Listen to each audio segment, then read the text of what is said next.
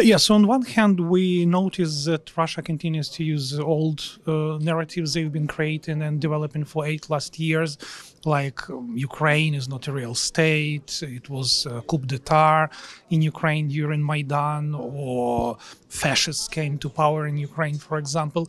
Or they added some new narratives about Ukraine during the wartime, which is naturally connected to the war itself. For example, the narrative of Ukraine losing the war, of Ukrainian government capitulating and disappearing, or Ukrainian armed forces committing war crimes. There were a lot of narratives connected to Poland. For example, that Poland is fighting instead of Ukraine against Russia over there, or that Poland is going to occupy the part of Ukraine. For example, they did a story that even the price tags in supermarkets are already in zloty in Ukraine.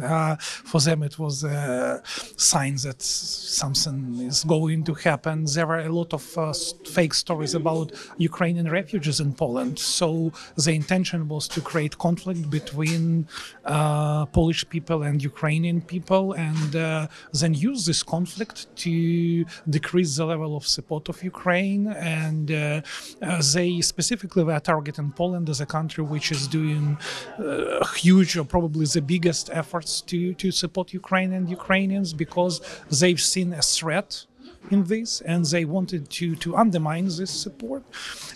But again, those stories were so primitive and so unsuccessful that they did not have kind of a manifestation in the real life. But that type of narratives are especially dangerous because they can move online propaganda to offline, so they can lead the fake, when fake stories, for example, can lead to physical fighting on the streets between Ukrainian refugees and Polish people, for example. That's why those types of disinformation is especially dangerous. So that gives you the idea how diverse disinformation can be, and adaptive to the needs of current moment.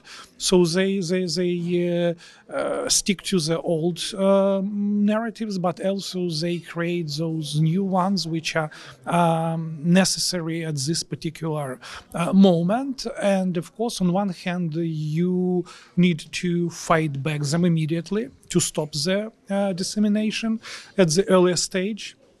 But of course, what we try to do is not only debunking, but also pre-bunking. So we want to predict what would be the next fake narrative and how we can make sure that they would not be able to get to the bigger audience and they would not have impact. On one hand, we can say that Russia completely discredited itself. It cannot be trusted. It's not trustworthy, anything they produce, anything which is connected to Russian government, Russian media, Russian social media, is not related to anything which you can trust. That's on one hand. And that's why, for example, Russia was not successful to push those narratives which were explained in the pretext for attacking Ukraine. That Ukraine is going to use weapons of mass destruction, or Ukraine is going to join NATO, or any other things. Nobody believes that because nobody trusts them. On the other hand, they change strategy and talk not about Ukraine per se, but about economic situation in European countries and the welfare of every citizen. And they just want to scare them and say that they would not have enough to eat, they would not have gas, they would not have heat during the winter time, the prices would go up, and they immediately connected to Ukraine. So they basically hit two bases with this, so they frighten the audiences over there, and they also connected to Ukraine, so people over there would be more suspicious of Ukraine. Sorry. there would be less support for Ukraine.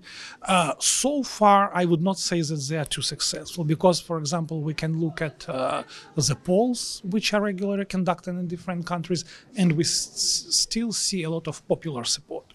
Also, we see a lot of support of Ukraine at the governmental level. So they really need to try even more hard to make sure that people would be protesting against. So that's the approach. They want to convert online activities into offline demonstrations, to make real people to the streets, to make thousands of them protesting. And then they believe the government would start to listen to those moods from the street, as they call it, and they would react to this war in a different way. But again, many countries and governments are fully prepared for this. And again, that's important that we understand in advance what they are going to do with this disinformation, so we are not just retroactively respond to it, but we can proactively plan and make projections for the policy. Russia is not definitely winning. But again, let's look at this as a process. You always need to be involved, fully involved in this process, and always be on the offensive. Because as soon as you stop and become on defensive, you have more chances to lose information war. You always need to look for any other opportunities Russia would try to use, and they sometimes can come from very unexpected places. And I don't think there is, at least in the Western society, there is one bubble, because people usually have many bubbles, and only in Russian society there is one bubble. So probably that would be the only place where actually Russian disinformation is winning.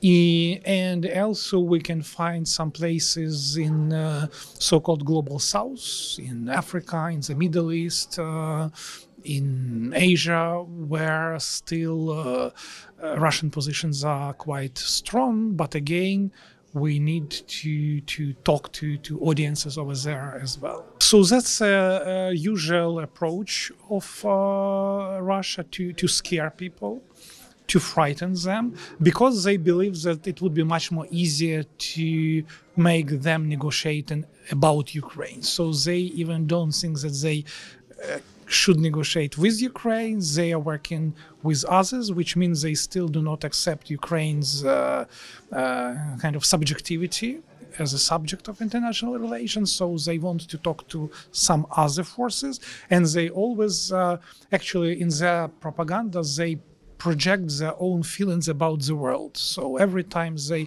try to accuse someone in doing something, that's exactly what they are doing.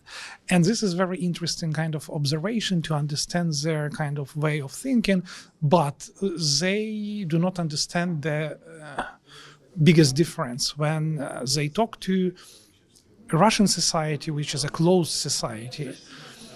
There, this rhetorics of scare might be more effective, because it's authoritarian state, a totalitarian state, and yes, you can suppress people's minds and make them in billions. But if you talk to free people, who has access to different information, it's very difficult to frighten them, even if the stake is the price of their living sometimes. And yes, it would mean that some people would lose economically, but at the same time, people in Ukraine are losing lives, real lives. And that's a price for being free.